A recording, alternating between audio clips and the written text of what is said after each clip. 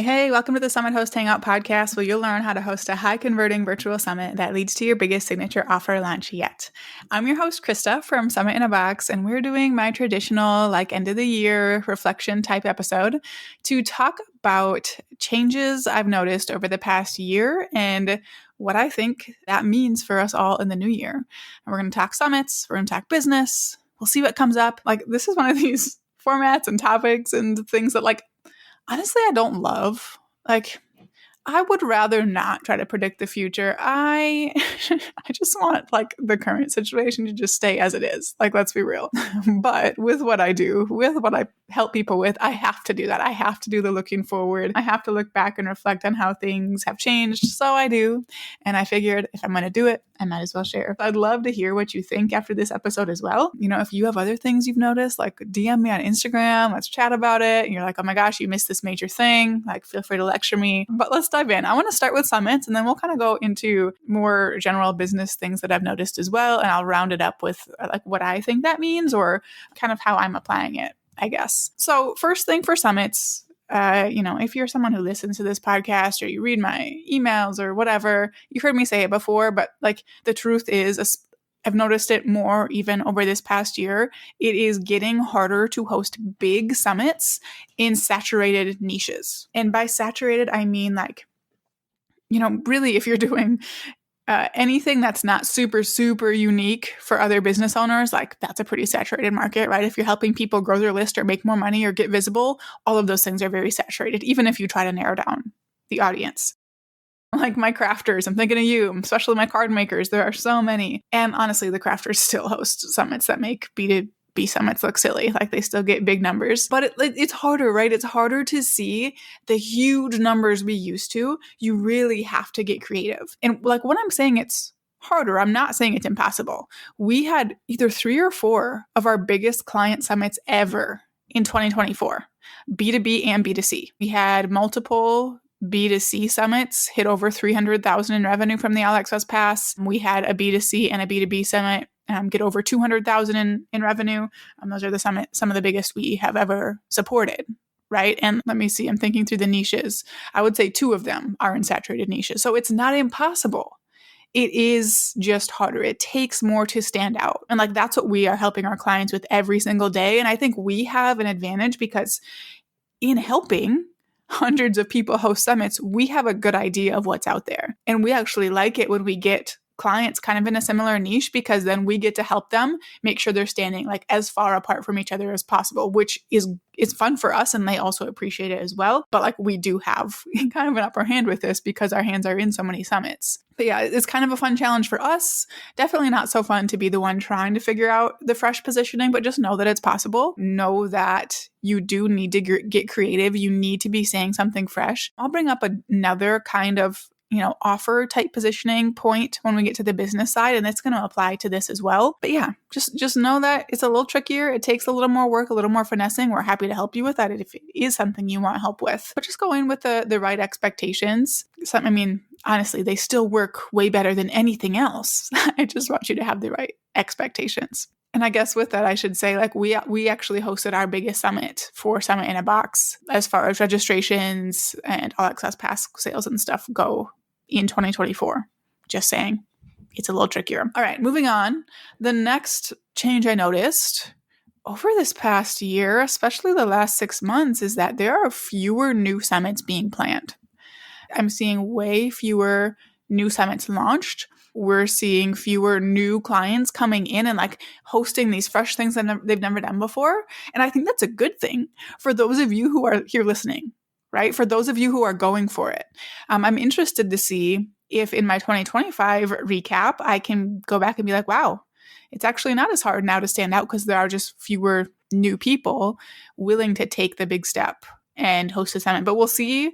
We'll see what that means for the world of summits, for everyone's businesses. I think there's a lot of hesitation right now about making big moves and making big investments, and the summit feels like a big move and a big time investment. People, I think, just aren't willing to do that right now. But again, if you're listening, that's good news for you, because I think it's going to leave us a lot more space to stand out with our events in 2025, and then hopefully kind of undo some of the difficulty around needing to get really, really kind of needing to hit your audience and topic and messaging perfectly. The next change I noticed with summits, I will maybe take some of the credit for this, is that there are a lot more summits that have launches included in them.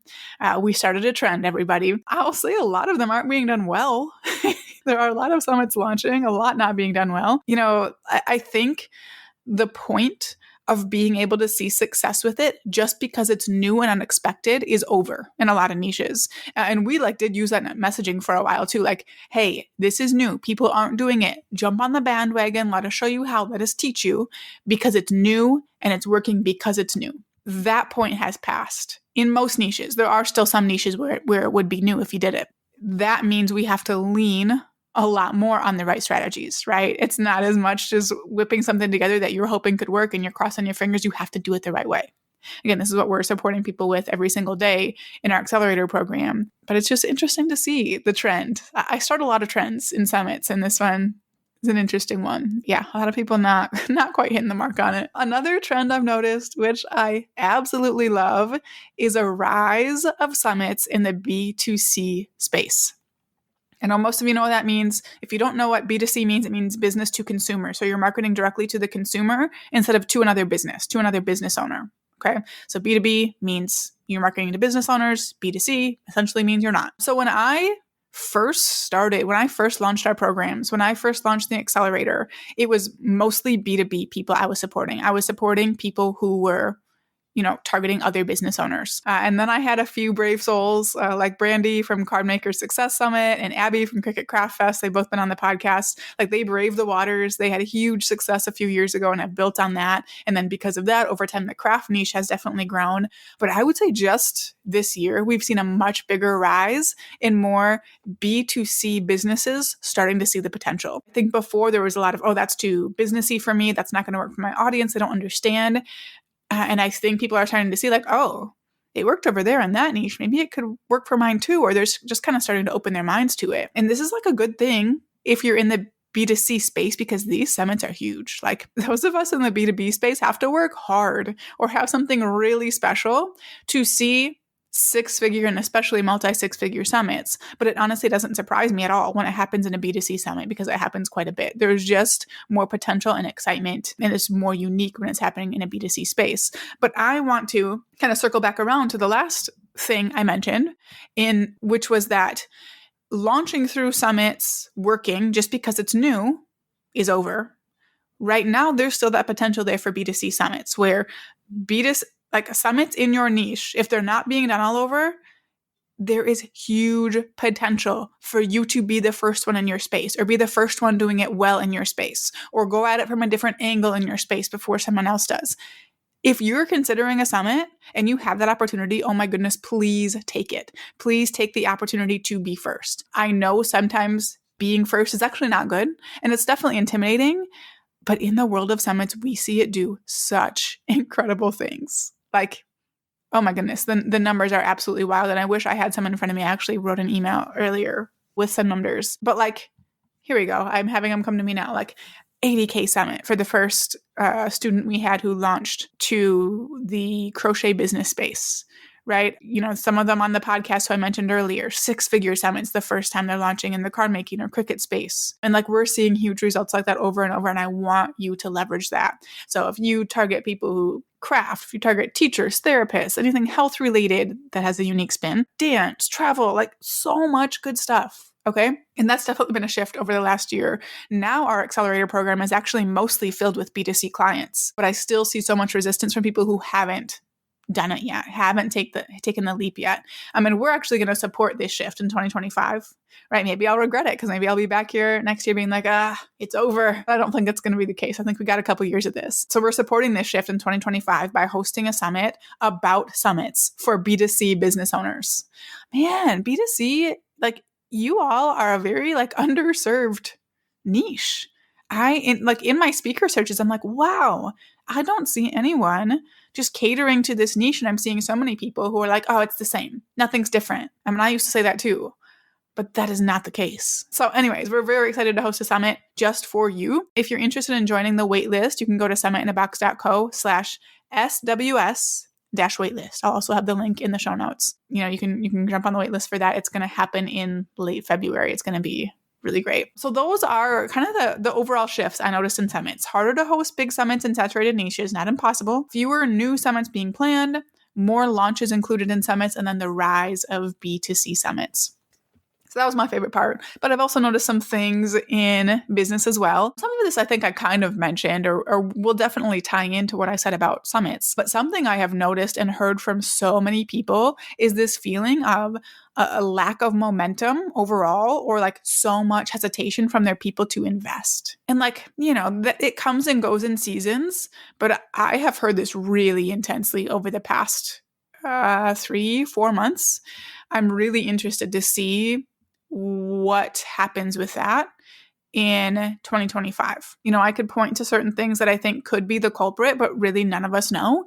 And all we can do is buckle up and stay flexible and stay creative and see what happens. I don't think the online business space is collapsing like so many people, like so many results indicate, right? I think right now people are uncertain and they're holding back. That uncertainty, I'm predicting, will kind of release at some point in 2025, as long as something terrible doesn't happen, which there are no promises. But if you're feeling that, if you're feeling a lack of momentum, a lack of hesitation to invest, you're not the only one. We felt it too. That's why we're hosting another summit in February, because that's the one thing I know will get us so much momentum, will get us a cash influx, will get us all these things we want, and then we can leverage that down the road, which is something we help our clients with too. You're not just hosting a summit and then it's done. You're hosting a summit and you are leveraging that in every area of your business for the next year or until you host your next summit. Okay.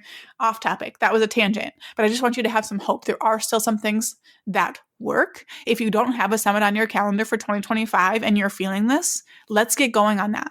Okay. DM me and ask about it, or you can just go to our website and check out the ways we can support you. We would love to be able to do that. Just DM me support, right? That would be an easy option. Just send me support on Instagram and we can chat about that. But yeah, if you're feeling a lack of momentum and you feel like you just need something that's going to work, get on a summit, because that's going to help everything else work better. Okay. Kind of on a similar note is we have seen or heard from a lot of people that live launches that they're doing they're just not as successful. And that's one topic on its own.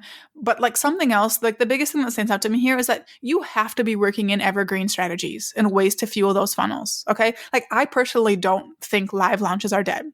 That's, we've done plenty of live trainings and challenges and things like that this year. My results, the numbers, they do not show me that live launches are dead. Same with our client results. We support our accelerator VIP clients with launching, offers and getting things on evergreen.